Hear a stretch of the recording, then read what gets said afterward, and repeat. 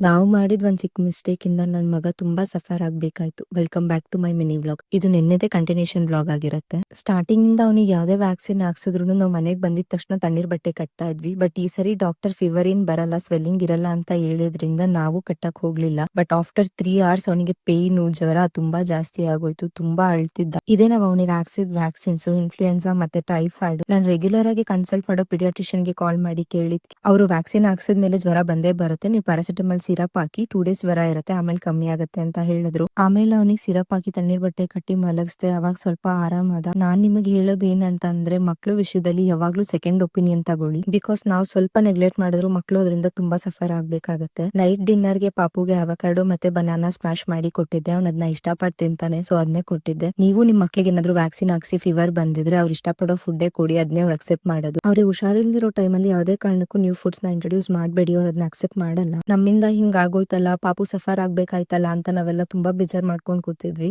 But ನನ್ ಮಗ ಸಂಜೆ ಅಷ್ಟ್ರಲ್ಲಿ ಆರಾಮಾದ. ಅವತ್ತೇ ಮೊದಲನೇ ಸತಿ ಅವ್ನ್ ಮಂಡಿಗಾಲಲ್ಲಿ ಕೂಡ ಬಂದ. ಅದನ್ನ ನೋಡಿ ನಮ್ಗೆ ತುಂಬಾನೇ ಖುಷಿ ಆಯ್ತು. ನಾವ್ ಎಷ್ಟೇ ಡಲ್ ಆಗಿದ್ರು, ಏನೇ ಬೇಜಾರಲ್ಲಿದ್ರು ಮಕ್ಳು ಮುಖ ನೋಡಿ ಎಷ್ಟು ಖುಷಿ ಪಡ್ತೀವಿ ಅಲ್ವಾ.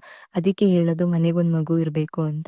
ಓಕೆ, ಇವತ್ತಿನ ವ್ಲಾಗ್ ಇಷ್ಟ ಆಗಿತ್ತು. ಮತ್ತೊಂದು ಬ್ಯೂಟಿಫುಲ್ ವ್ಲಾಗ್ ಜೊತೆ ನಾಳೆ ಸಿಗುವ. ಅಲ್ಲಿವರೆಗೂ ಬಾಯ್ ಬಾಯ್, ಟೇಕ್ ಕೇರ್.